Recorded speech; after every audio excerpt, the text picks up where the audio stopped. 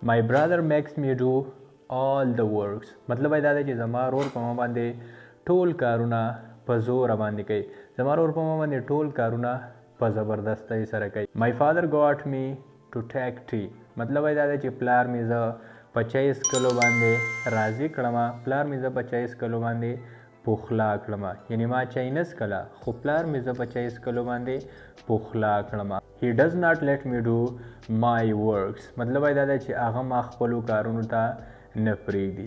ګرانو کتونکو که چېرته تاسو غواړئ چې تاسو داسې قسم له سینټنسز استعمال کړئ تاسو داسې قسم له انګلیش ووایئ نو بیا تاسو ته د کازیټیف وربز د کولو ضرورت دی. نو او بالکل نن په دې ویډیو کې به مونږ په یو داسې اسانه طریقې سره کازیټیف وربز زده کوو چې انشاءالله تر مرګه پورې به درنه بیا هم نه هیر کیږي.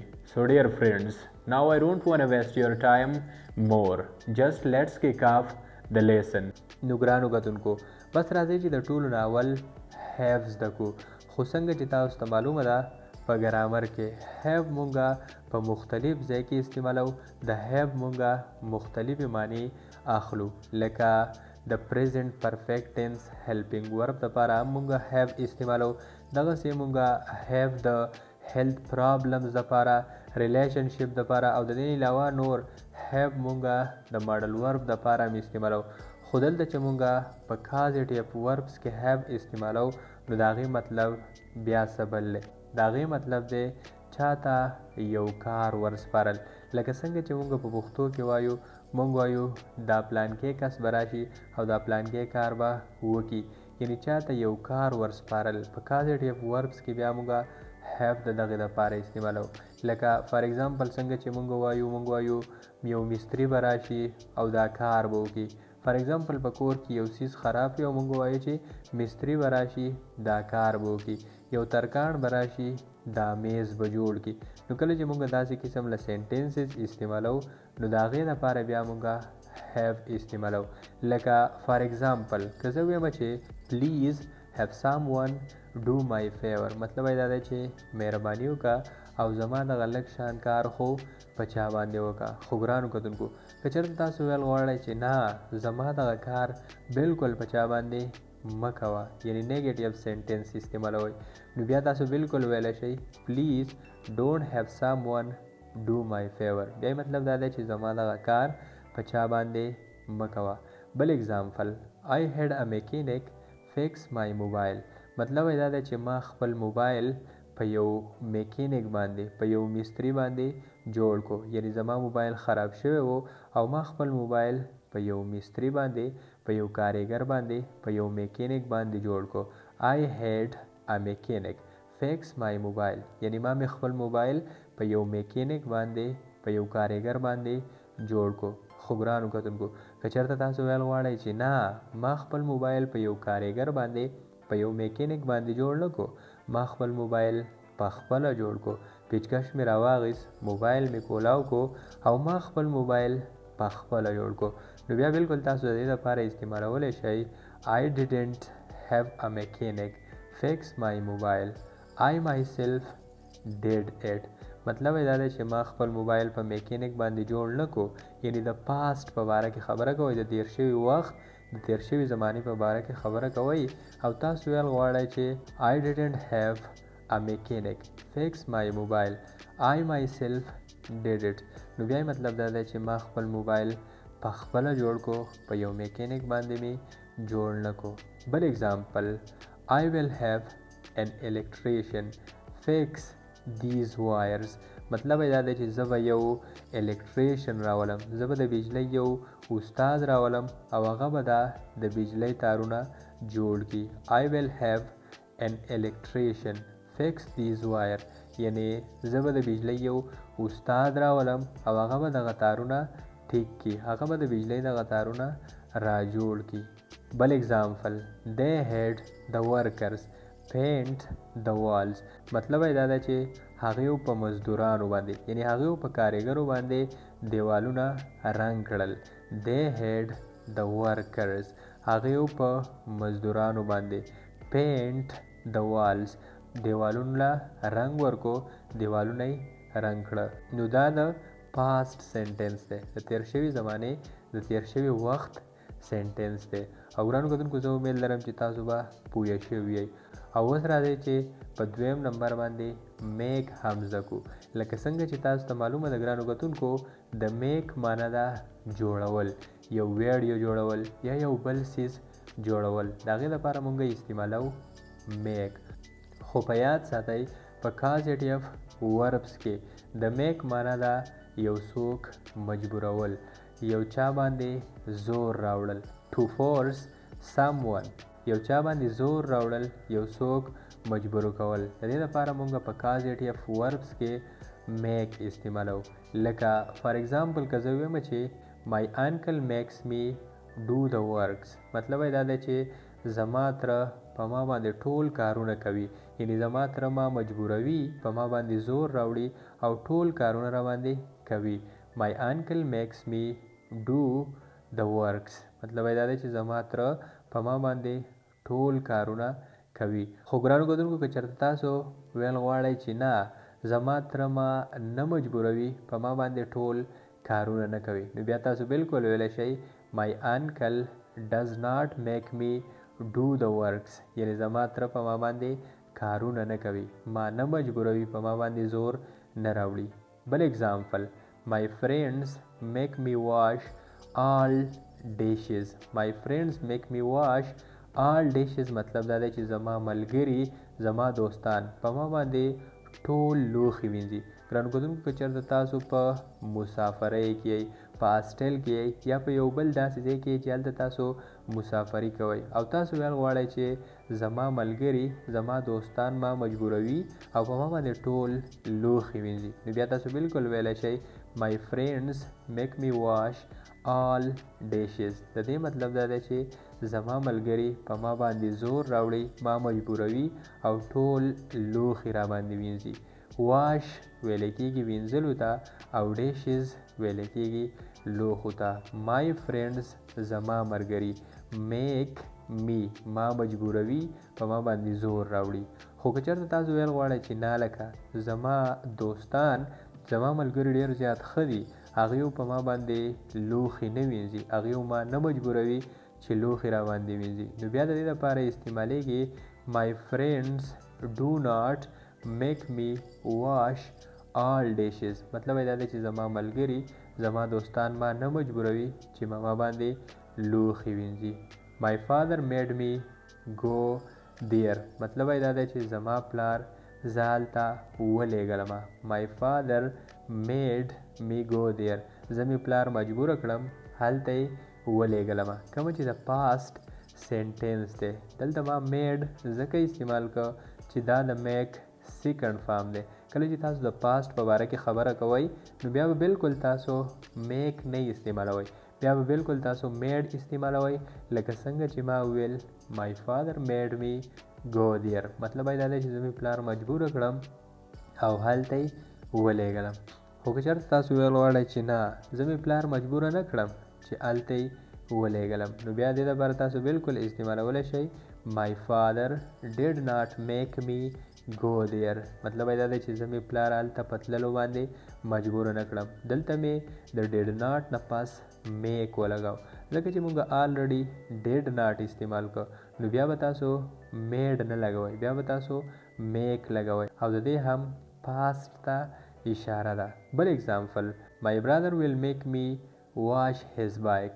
مطلب دا دی چې زما ورور به په ما باندې خپل موټر سایکل وینځي. فار ایگزامپل تاسو ته ستاسو ورور، ستاسو ملګری آواز وکړي او تاسو ته اندازه وشي چې یاره تقریبا چې که زه ورغلم نو ما به مجبوره کوي، په ما به زور راوړي او خپل موټر سایکل به را باندې وینځي. دې لپاره په انګلیش کې استعمالیږي my brother will make me wash his motorcycle. مطلب دا دی چې زما ورور به په ما باندې زور راوړي، ما به مجبوره کوي او خپل موټر سایکل به را باندې وینځي. نو ګرانو کتونکو دلته د میک مطلب دی په چا باندې زور راوړل، څوک فورس کول، څوک مجبوره کول چې په هغې باندې تاسو یو کار وکړئ. زه امید لرم چې تاسو به پوه شوي یئ. او ګرانو کتونکو اوس راځئ چې په دریم نمبر باندې یو بل کازیټیف ورب هم زده کړو. بل کازیټیف ورب دی لیټ، او د لیټ مطلب دی چاته اجازت ورکول، چاته د یو کار د یو خبرې اجازت ورکول. to allow someone یعنی چاته اجازت ورکول. لکه څنګه چې موږ په پښتو کې وایو، موږ وایو پرېږده مړه چې هلته لاړ شم، پرېږده مړه چې مونځ وکړم، پرېږده مړه چې روټۍ وخورم، پرېږده مړه چې یو میچ خو وکړم که نه، یا پرېږده مړه چې هغه ته رینګ خو وکړي که نه. نو کله چې موږ چاته د یو خبرې د یو کار د یو څیز اجازت ورکوو نو د هغې دپاره بیا موږ لیټ استعمالو. لکه فار ایگزامپل څنګه چې موږ په پښتو کې وایو، موږ وایو هغه ما کار ته نه پرېږدي، یعنی یو هلک دی، یو کس دی، یو سړی دی او هغه تاسو کار ته نه پرېږدي، نو تاسو بیا بالکل ویلی شئ he does not let me do my work، یعنی مطلب یې دا دی چې هغه ما خپل کار ته نه پرېږدي. او ګرانو کتونکو تاسو دغه په سر باندې فارموله یعنی سټرکچر هم کتی شئ، خو په کومه ډیټیل سره کومه تفصیل سره چې موږ اگزامپلز ورکو نو بالکل ستاسو فارمولې ته ضرورت نشته. بس د چا په باره کې چې خبره کوئ سبجیکټ لګوئ او د هغې نه پس لیټ او بیا پرسن په چا باندې چې کار کوي د ور فرسټ فارم او ابجیکټ تاسو بالکل په اسانه باندې ټرانسلیټ کولی شئ. کله چې موږ میک کوو او تاسو په هغې کې فارموله کته او د دې نه علاوه موږ چې هیو زده کوو او په هغې کې هم فارموله وکته نو بالکل تاسو د فارمولې په مدد سره دا هم ټرانسلیټ کولی شئ، خو دومره مشکل کار خو نه دی. بل اگزامپل why don't you let me do my work، مطلب یې دا دی چې ته آخر ما خپل کار ته ولې نه پرېږدې، یا why do not you let me do my work، یعنی ته ما خپل کار ته ولې نه پرېږدې. let me wear my coat، مطلب یې دا دی چې پرېږده چې خپل کوټ واغوندم. ګرانو کتونکو ویر ویلی کېږي یو څیز اغوندلو ته، فار ایگزامپل ټوپۍ اچول، جرابې په پښو کول، کوټ اغوستل، کپړې اغوستل، دې ته ویلی کېږي ویر. خو د دې لپاره یو بل لفظ استعمالیږي پوټ آن، کومه چې یو پریزل ورب هم دی. پوټ آن هم اغوستلو ته ویلی کېږي، ټوپۍ، بوټان، کپړې، کوټ وغیره دې اچولو ته هم پوټ آن ویلی کېږي او ویر ورته هم ویلی کېږي. او دلته مطلب دی let me wear my coat، مطلب یې دا دی چې پرېږده چې کوټ واغوندم. یا زه ویم چې my father does not let me go there، نو مطلب یې دا دی چې زما پلار ما هلته نه پرېږدي.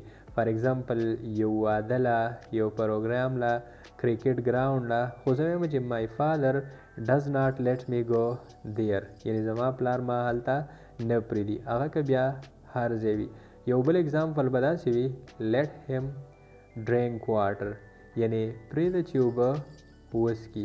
یو کس دی او بل کس نیولی وي او نه یې پرېږدي، هېڅ چېرته یې هم نه پرېږدي، ناستې ته یې هم نه پرېږدي، چېرته تللو ته یې هم نه پرېږدي، بالکل خوځېدو ته یې هم نه پرېږدي، او تاسو ورته ویل غواړئ چې let him drink water، یعنی پرېږدئ چې دا اوبه خو وڅښي که نه.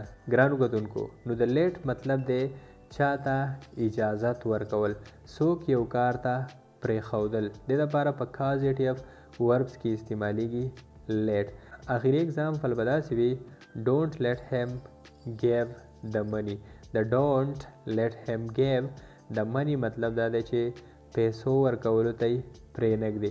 فار ایگزامپل ستاسو سره یو میلمه وي او تاسو چېرته په هوټل کې ناست یئ یا په یو بل ځای کې ناست یئ او هغه پیسې ورکوي، خو تاسو خپل ملګري ته ووایئ چې don't let him give the money، بالکل چې پیسو ورکولو ته یې پرېنږدي، یعنی پیسې زه ورکوم. don't let him give the money، چې پیسو ورکولو ته یې پرېنږدي. ګرانو کتونکو که چېرته ستاسو دغه سینټنسز خوښ شوي وي، ستاسو دغه جملې خوښې شوي وي او تاسو غواړئ چې تاسو انګلیش په پښتو کې په خپله مورنۍ ژبه کې د الف نه واله تر یې پورې ډېر په اسانه او په تفصیل سره زده کړئ او تاسو زموږ د یوټیوب چینل نه وي سبسکرایب کړی نو هم په دې زموږ د یوټیوب چینل سبسکرایب کړئ، ویډیو له ورسره یو لایک ورکړئ او په کمنټ سیکشن کې د خپل خوږ کامنټ اظهار وکړئ. فار ایگزامپل تاسو په یو څیز کې کنفیوز یئ، پارټس آف سپیچ باندې نه پوهیږئ، 12 ټینسز باندې نه پوهیږئ، ډایرکټ سپیچ اینډ ډایرکټ سپیچ باندې نه پوهیږئ، د دې نه علاوه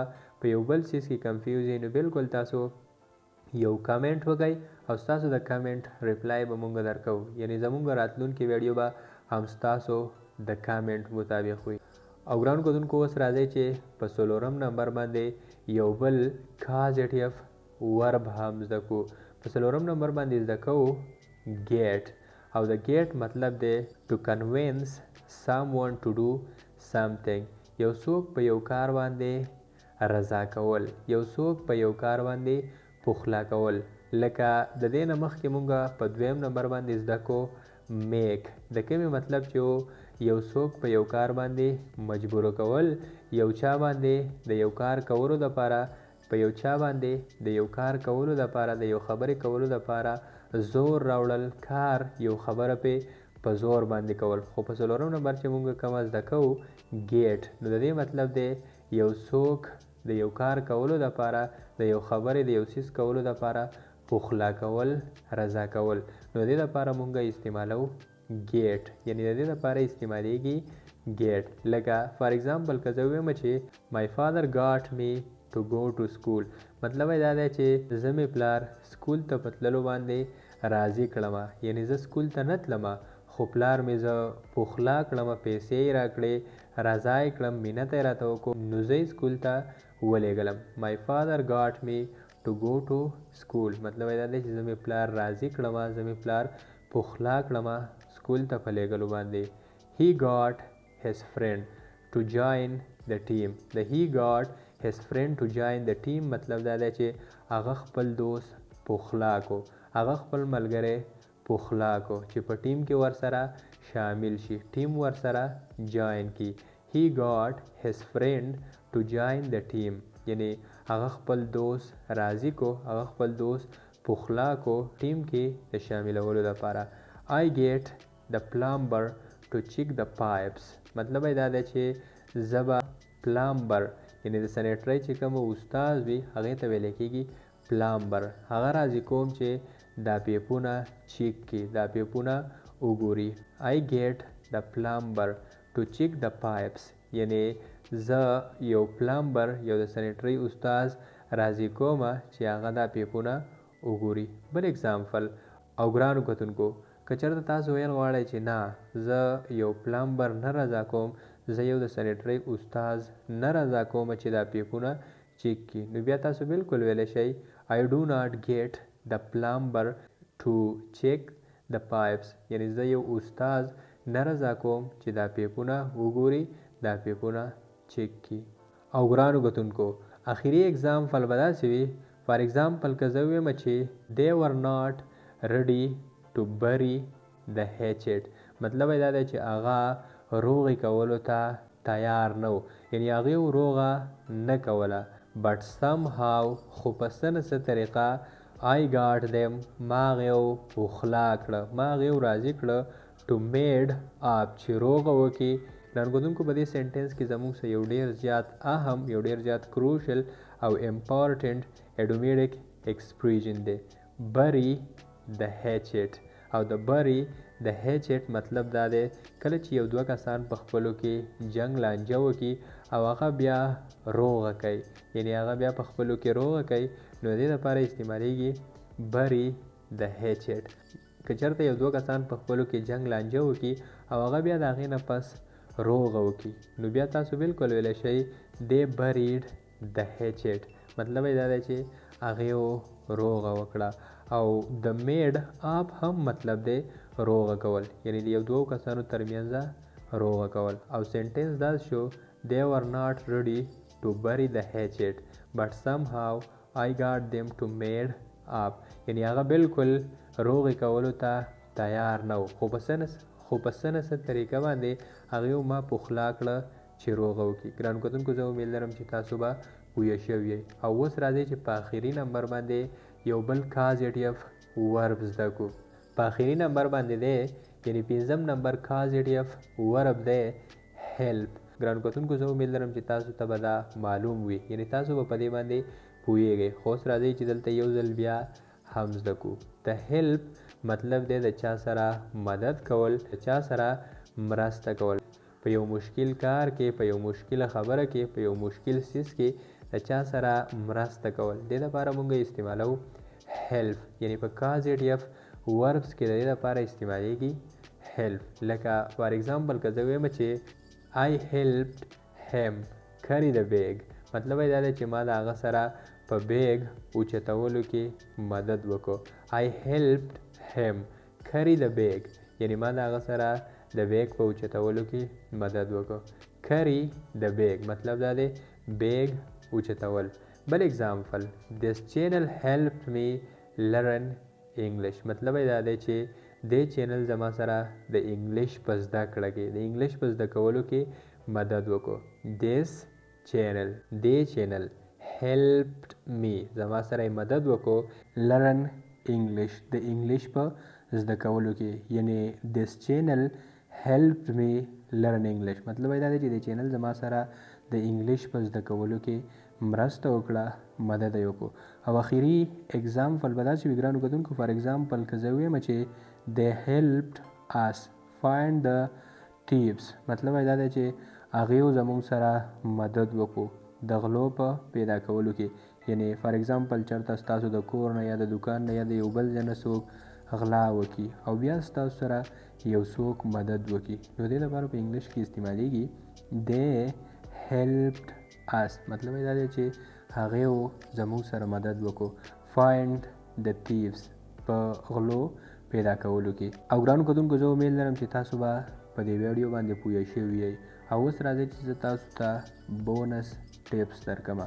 خو د بونس ټیپس درکولو نه مخکې که چېرته تاسو تر اوسه پورې دا ویډیو ګورئ نو د دې مطلب دا دی چې تاسو د انګلیش زده کولو څه شوق دی. یعنی تاسو د زړه نه غواړئ چې تاسو انګلیش ووایئ انګلیش زده کړئ نو انشاءالله تاسو به ډېر زر تر زره په دغه خپل هدف کې په دې خپل ګول کې کامیاب شئ. ګرانو کتونکو لکه تاسو به ډېر کرته کتلي وي تاسو بار بار ګورئ خو تقریبا چې تاسو په دې باندې نه پوهیږئ. یعنی تاسو په فیسبوک باندې ګورئ په ټیک ټاک باندې ګورئ او دغسې په نور پلیټ فارمز باندې ګورئ هغې باندې خلکو یو ویډیو ورکړی وي او د هغه ویډیو ټایټل وي this video will make you cry یا this scene will make you cry. مطلب یې دا دی چې دغه ویډیو به تاسو په ژړا باندې مجبور کړي. لکه څنګه چې موږ په دویم نمبر باندې میک زده کړو د کومې مطلب چې څوک په یو کار باندې مجبورول نو هم د دغه ویډیو مطلب دا وي چې this video will make you cry دغه ویډیو کلیپ دا به تاسو په ژړا باندې مجبور کړي. او ګرانو کتونکو بیا به د خلکو په کمنټ سیکشن کې هم لیکلي وي چې it made me cry د هغې مطلب دا دی چې زه یې هم په ژړا باندې مجبوره کړم یا this child made me cry دغه ماشوم زه په ژړا باندې مجبوره کړم. this girl made me cry دغه ماشوم یې زه په ژړا باندې مجبوره کړم.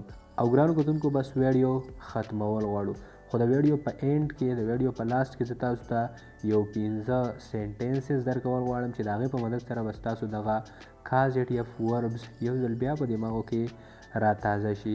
اولنی سینټنس دی my father had me go to بازار مطلب یې دا دی چې زما پلار د بازار د تللو دا کار په ما باندې وسپاره. کومه چې موږ په اول نمبر باندې زده کړه چې have موږ استعمالو کله یو څوک په یو بل چا باندې یو کار وسپاري نو my father had me go to بازار پلار مې د بازار تللو دا کار په ما باندې را وسپارو. ما ته یې ویل چې زه بل طرف ته ځم او د بازار د تللو دا کار به ته وکړې.